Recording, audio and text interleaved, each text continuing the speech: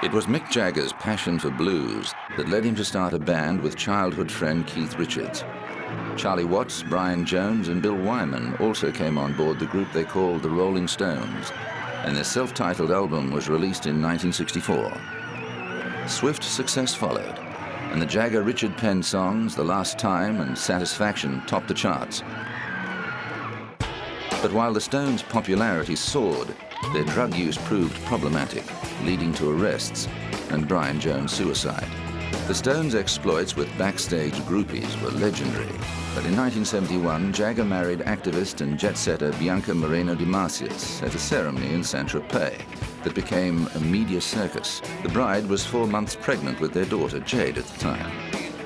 A pool of 4 photographers had been invited to record the ceremony, but more than 100 swarmed through the chamber when the couple arrived. No, I love you all. But I don't think we can do it with you people stuck in our face. Jagger's love life continued to provide tabloid fodder.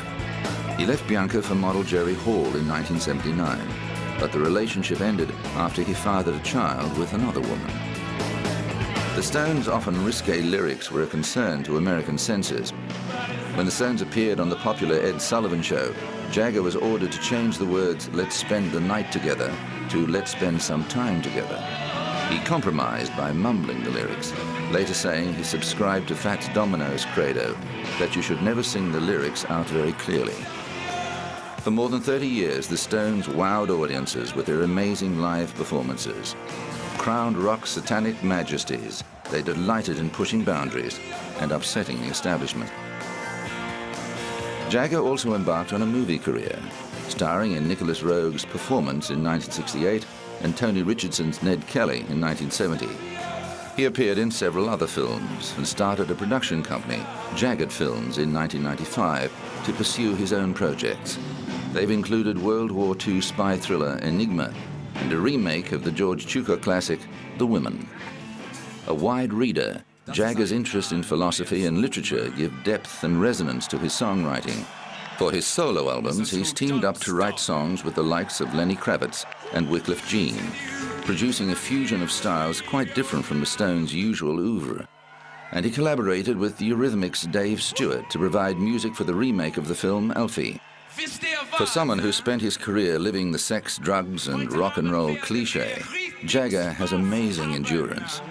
Now in his 60s, the grandfather of British rock still performs high-octane shows to packed stadiums and has no plans to give up touring. Now a British music institution, Jagger was awarded a knighthood in 2002. Sir Mick appreciated the gesture, although he admitted he'd received a substantial amount of ribbing from friends and family. Jagger acknowledged it was unusual for someone in his line of work to receive such an honor and gave credit to his Rolling Stones band mates. It's great to get an honor from your own country, you know, and I think I've had honors from other countries. And I think it also reflects really wonderfully on all the achievements of the Rolling Stones over the last, 40 years, or almost 40 years, that we've been a band. And so I think it's a great something that really reflects well on all of us. As a knight of the realm and one of Britain's richest men, Sir Mick Jagger has made a big journey from his musical beginnings as a 1960s rabble-rouser. But the weathered and workaholic frontman of the greatest rock and roll band in the world says his knighthood doesn't mean he'll be giving up his day job. He plans to keep touring with the Stones for as long as it gives him satisfaction.